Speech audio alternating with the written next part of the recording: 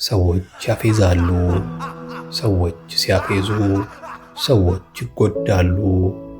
የተጎዱ ሰዎች ከንፈር ይመጣሉ፣ ጥርስም ይነክሳሉ። ያን ቀን ለራሳቸው ማላ ይፈጽማሉ። ሰዎች በሰው ፊት ሰው መስሎ ለመቆም ቆርጠው ይነሳሉ። ግን በአጭር ጊዜ ውስጥ ራሳቸውን ጥለው ወድቀው ይገኛሉ።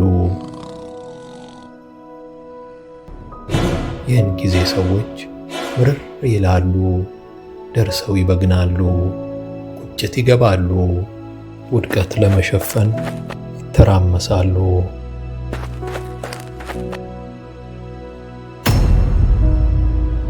ተስፋቸው ሲጨልም የፈጣሪን መኖር ይጠራጠራሉ።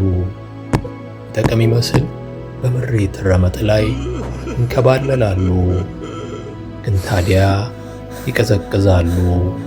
በደንብ ይበርዱና አማራጭ ሲጠፋ ደግመው ይነሳሉ። አመዱን አራግፈው ሩጫ ይጀምራሉ።